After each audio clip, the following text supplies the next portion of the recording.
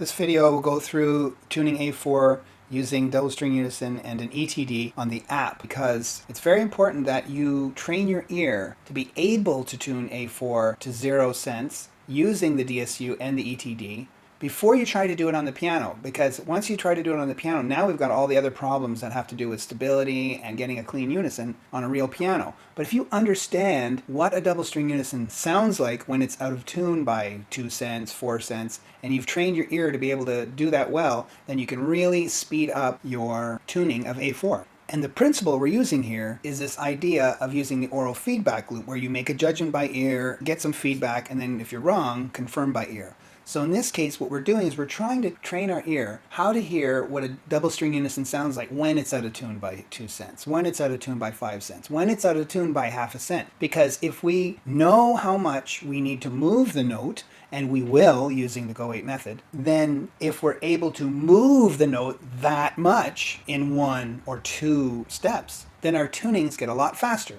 So this is the skill that this particular lesson exercise tries to develop, tries to build, and tries to get you better at. The lesson is here in the ear training class. If you click here, when you get to the ear training class, go down to tuning A4 at 0 cents using double string unison and an ETD. You start with a double string unison that's out of tune. The goal here, the trick, the strategy, the skill that's needed here is to be able to hear this double string unison as a clean, unfettered, not moving sound. So any kind of wah-you, wah-gu, wah-he-new, anything that's changing is not good enough.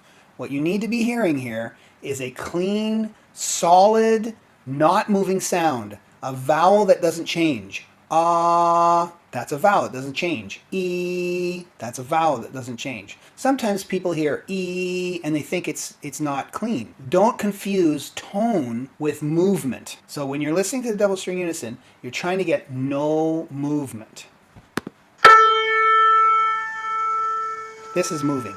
So how do we get this to be clean? Well, we need to move one of the strings. Do we move it up or down? It doesn't matter. Pick one, choose, guess, it doesn't matter. If you guess right and you start moving it, the movement of the double string unison will slow down.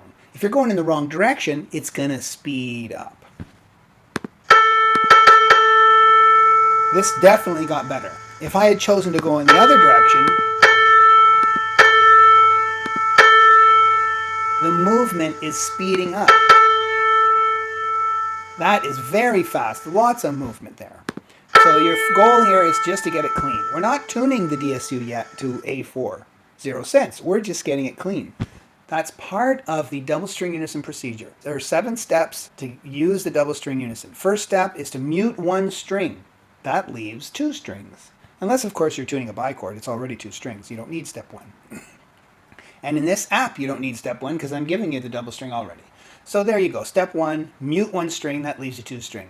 Step 2 is to tune that double string so it sounds like 1 string. And that's what we're doing right now.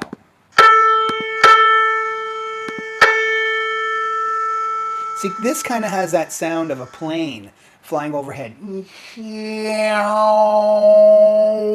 It's not clean.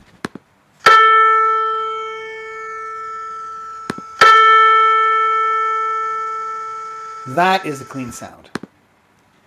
Now, if it's not clean, you're going to get feedback that says this is not clean. But in this case, the double string unison is clean. And then we get the information that the ETD would give us if we were to measure this double string unison. In this case, it says 4.6 cents. That means sharp because it's a plus. If it was a flat, it would say minus 4.6 cents. So this double string unison is sharp by 4.6 cents. That's step 3. Step 3 is to judge the double string unison. And depending on what note you're tuning, where in the procedure, where on the piano, your judgment procedure will be different. In this case, when we're tuning A4, the judgment is to use an ETD, which we've done here by pressing that button, measure DSU. So there it is, 4.6 cents sharp. Step 4 is move 1 string so that the DSU is out of tune by the amount that you figure or know or got feedback by the amount that you want to move it. In this case, we want to move it 4.6 cents. And this is where the feedback comes. We're going to move it to what we think is 4.6 cents. And just by doing it over and over, you get a pretty good idea. So this is what I think 4.6 cents sounds like.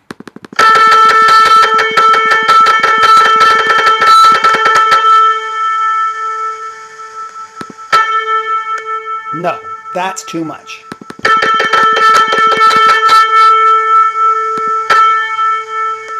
Too much.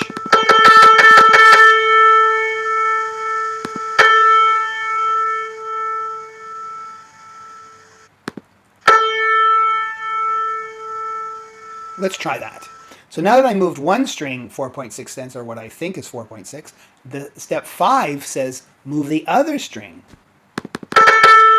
and make a clean double string unison again.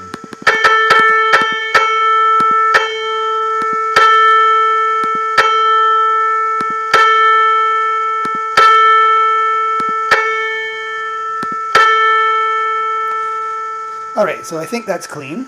So back to step 3.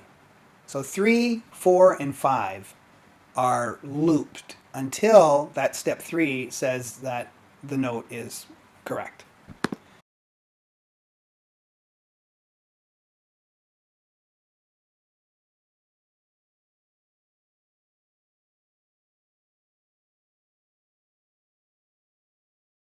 So this 3.2 cents is a very important number for me to know right now. Very important, because what we have here going on is I made a judgment by ear. I thought it was 4.6. Then I got some feedback here. Now I was making a judgment and I was using a technique of double string unison. So the feedback I'm getting is on my ability to tell what 4.6 cents sounds like. So this will have to go into my little memory bank to say that, you know what, 4.6 cents is a lot. It's a lot more than you think it is, Mark. So because I only moved it to now 3.2, I think it was. So it went 1.4 cents. I lowered it by 1.4. So now I'm going to do it again, but I'm going to try and make it twice as out of tune. You know, you see how I'm doing that? If it's twice as out of tune, my 1.4 will be more like 2.8. So that's step 3. Back to step 4.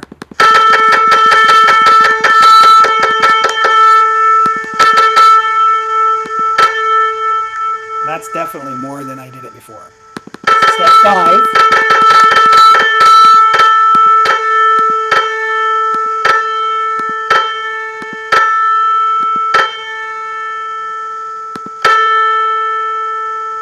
Sounds clean. Okay, that was total luck. Total luck.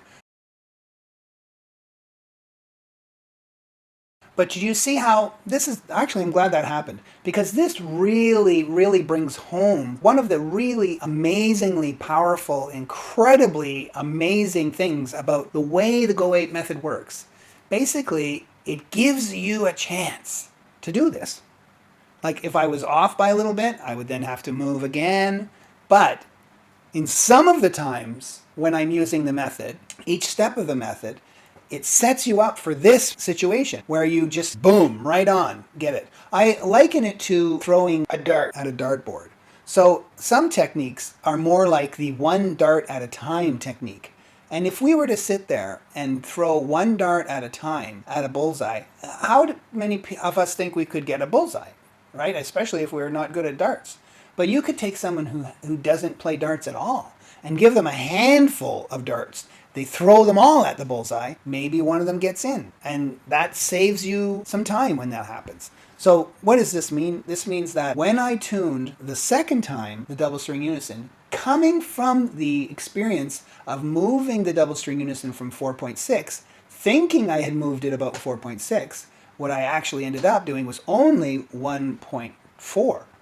So I registered that in my brain and then doubled it. You know, I said I'm just going to move it more. In the process of doing the tuning, you get immediate feedback on whether or not your guesses are good enough. And then you can alter and learn at the time, right when you're doing it, you can learn. And then, of course, there's the long-term learning that happens, which obviously, you could say I haven't learned because I should have been able to do 4.6 better than that. The app is programmed to make a comment based on how many tries it takes. If you get more than 3 tries, it says, you should try to get 3 tries. And the reason why it does that is because ideally you should be able to get very close on the first try, within half a cent and within a cent. It's a lot easier to move the double string unison like a tiny, tiny amount. When we got this big amount, like 4.6, it's like, do I move it 4.0 or 5? How much did I do it? But the difference between 0.5 cents and 1 cent is very obvious. The difference between 4 and 4.5 is not so obvious. And I liken it to golf. It's like the drive off the tee, right? If you're, let's say you're doing a par 3. That big drive should get you on the putting green. Then you can putt close to the hole, and then that third stroke should get you in the hole. That's why I say, so it's like a par 3 course. That's why I say it should take you 3 turns. So let's try it again. Here's a quick explanation of the double string unison procedure. First, you mute one string. You don't need to do this if you're tuning bichords. Then you clean up the double string unison. Then you judge or measure the double string unison. Is it good, you ask yourself? If it's not good, you're going to have to move one string in the direction you need to go. Then you move the other string, making a clean double string unison again. Then you will judge the double string unison again. Is it good? If it's not, you got to repeat that step of moving one string, then the other, and then judge it again. And then when you find out that it is good, you remove the mute, tune the trichord clean, and you're done. This is another way of looking at it. Mute, clean up, judge, measure. Then you do the cycle. Move one, move the other, judge. Move one, move the other, judge. Move one, move the other, judge. Move one, move the other, judge. And you just keep doing that until the DSU is good. And when it is, you remove the mute and clean up the trichord. It loads automatically, and I think it just did. Give me another shot at this.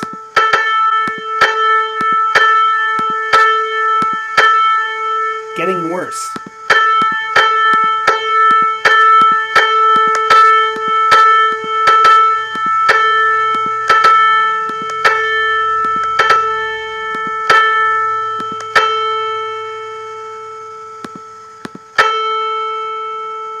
I'm not sure about that.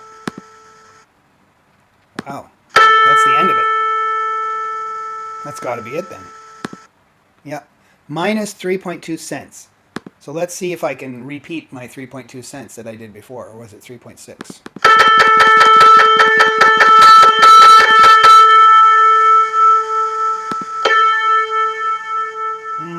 I think that's too much, but I'm going to go with it.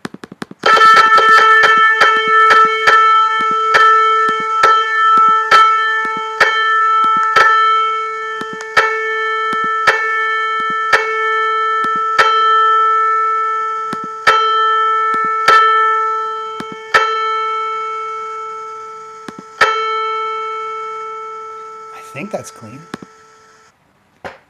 Okay, 0.8 cents. So that was pretty good. And it was too much, right? It was more than 3.2. It was actually 4 cents. But now I'm going to bring it down by 0.8, which is a lot easier to do. So this would be my second putt, trying to get close to the hole.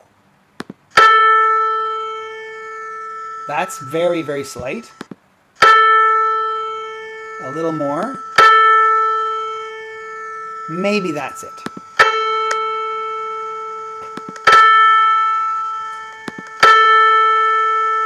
Okay, that's clean, I think. 0.4 cents. So I only moved it 0.4. So now what I do? Just repeat that. Just repeat that motion.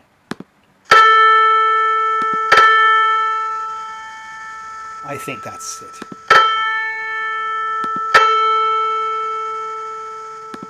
There. So that's how it was 4 tries? I thought it was 3. It started at 3.2. Oh, maybe that measurement counted as 1, 2 to 0.8. Yeah, I guess it was. Yeah, I gotta fix that. That's not right. That's not right. That was first try got me to 0.8, second try 0.4, and third try 0. Yeah, this was 3 tries. I'll fix that. Anyways, that's a really long explanation of how this works, but I hope that you learned a lot from it. I hope you learned about the oral feedback loop. I hope that you saw me learning. You know, how I got a lot better even just doing this. You know, even though I have all this experience, I can still learn because the method is so powerful in helping people learn. And I hope that you were able to figure out the importance of training the ear and how by using the double string unison, you can really cut down on your time it takes to tune a piano. And I hope you also understood that the double string unison and the Go 8 method sets up the opportunity for you to get a hole-in-one and add a few hole-in-ones to your tuning, and that really speeds up your tuning.